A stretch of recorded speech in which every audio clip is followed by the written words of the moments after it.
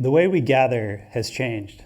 Throughout my life and my work, creating experiential and activity-based architecture, I've seen how the shift from physical to digital communities has changed not just how and where we work, but how and where we connect.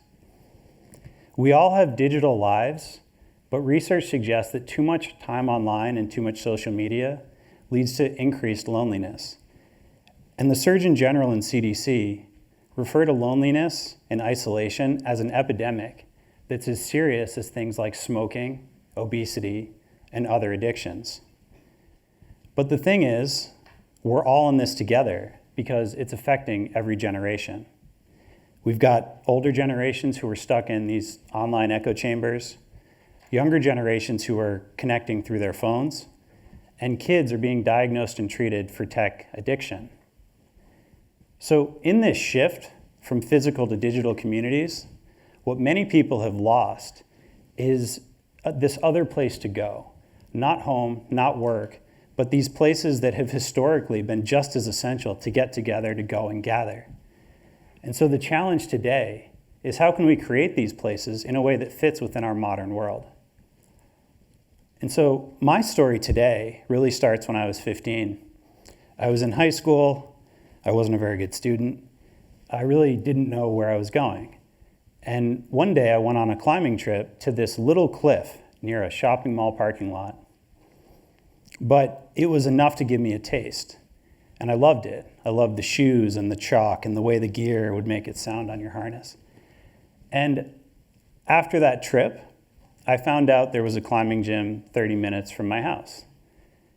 And it also wasn't much. It was this plywood co-op of homemade climbing walls. But that place immediately became the center of my life. And I started meeting people who were living these different lives than anybody I knew. And I started studying harder so I could borrow the minivan and go climbing. And my grades improved. And when it was time for college, I wanted to pursue that life. And so the guy who wrote me my recommendation for college was the same guy who introduced me to climbing. And when I moved out to the mountains, one of my first stops was the local climbing gym where I met this new group of people who became this new group of friends, many of which I'm still friends with and work with over 25 years later. And so my journey continued, traveling and climbing, going around the world, even finishing 10th in nationals one year. And all of that was within 5 or 6 years after ever going climbing for the first time. And so when I look back on it, it really hasn't been about climbing rocks because this is something that I've built my whole life around. And those places that were so important to me as a kid, that climbing gym, I would now call a third place.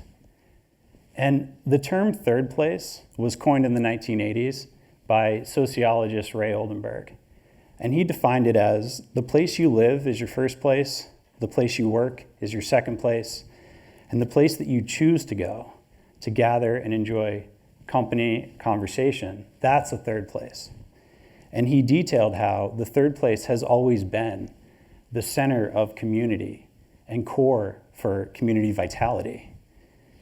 And so back then, these were bowling alleys, libraries, churches, and pubs. Places that had real separation between them and that you even often had to drive to. And today, life is quite different because the boundaries between live, work, and play are very different. And so third places look different, just like they should. And so fast forward to the 2010s, I was working in architecture, I was making buildings, I was making houses, but I was spending all my free time at my third places, climbing, surfing, and indeed, at the local pub.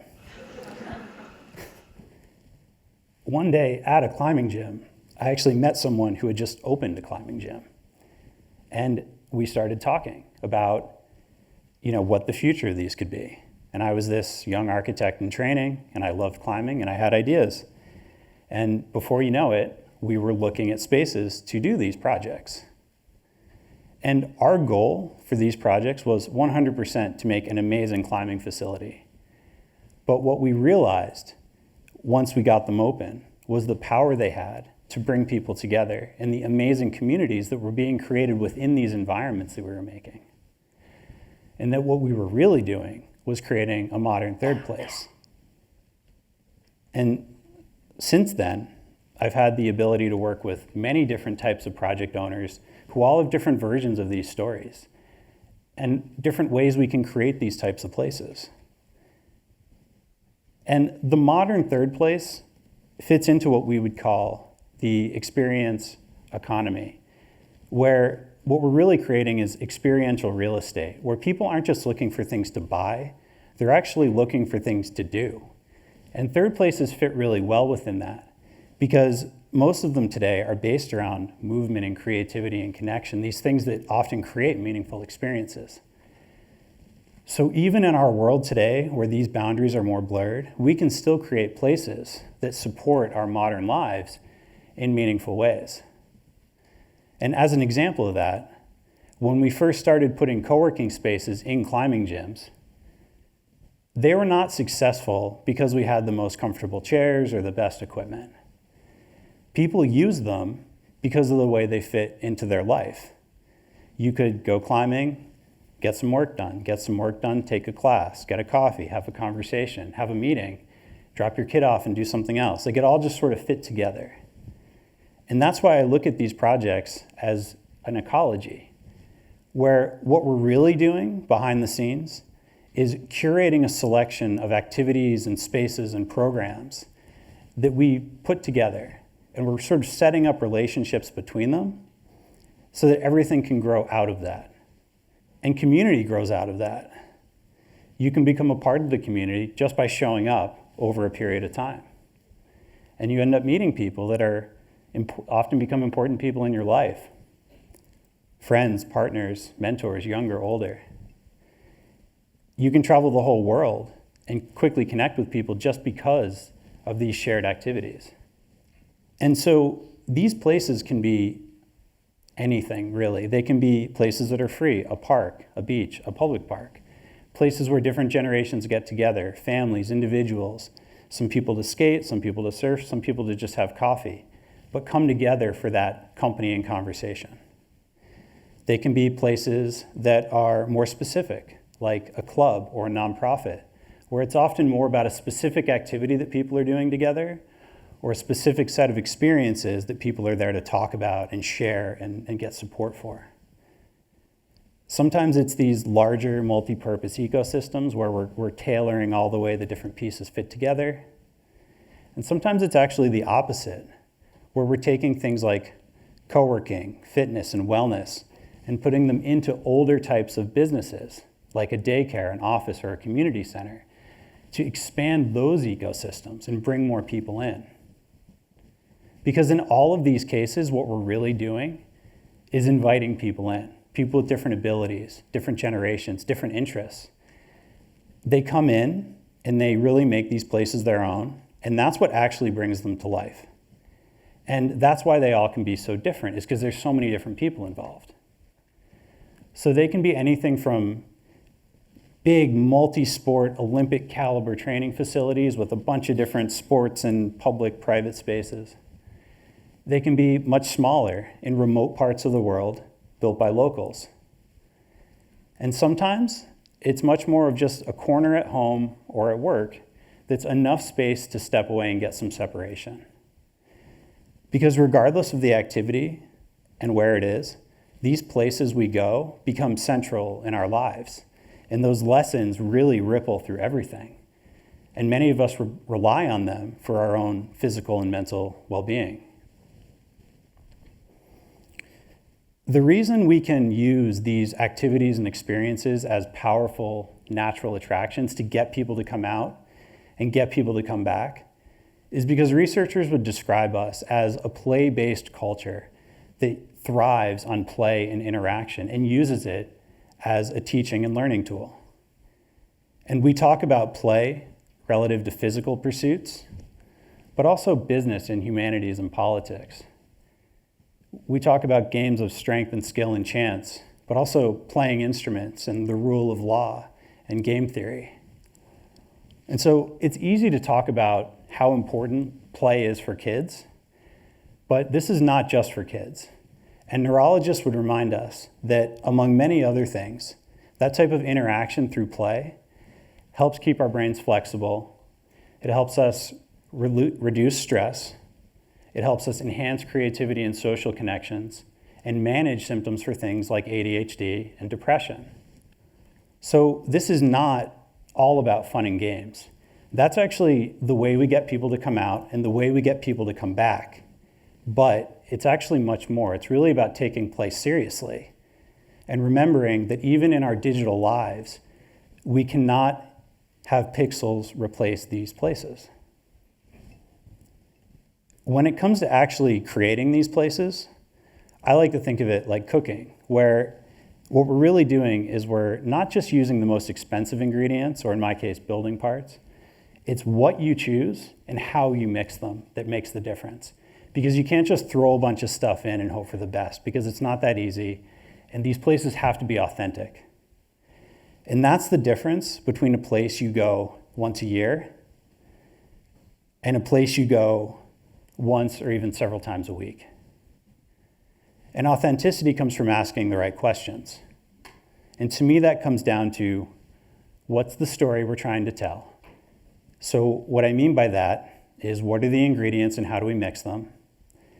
And then who is the community we're really serving? And what are the experiences that matter most to them? And the second question I like to ask is, what's the strategy we're going to use to actually bring this to life? Not just talk about it, not just draw pretty pictures, but how do we actually make it happen?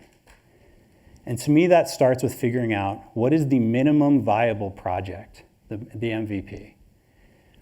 And that really comes down to, what do we hold on to as part of the core vision that we just have to hold on to, versus what can we let go of so that we can actually bring it to life, hit our budgets, and make it happen.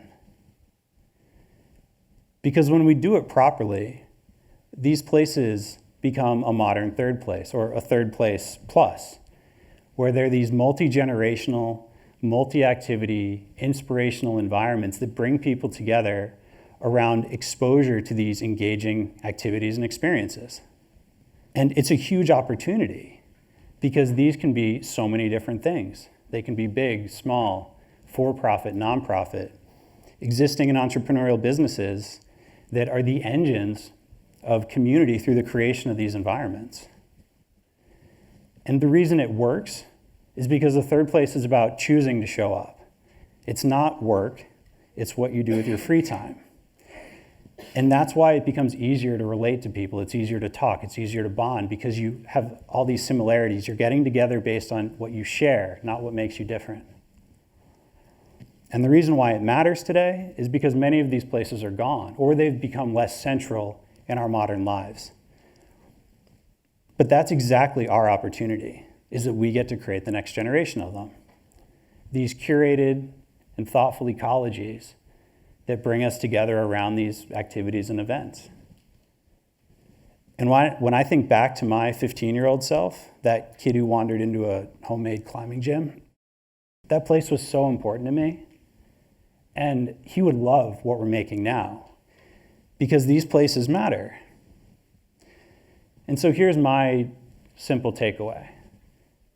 Find one, share one, build one. If you don't have a third place, consider finding one. A place that you want to go, that gives you energy and reminds you that you're part of a larger community. If you do have one, share one. Because someone in your life, a friend, a kid, a friend's kid, whoever it is, probably needs that place more than you even realize. And if you're in a position to build one, as a leader, an owner, developer, then build one. Because the third place has always been the antidote to so many of our modern problems. And we get to build the next generation of them. Thank you.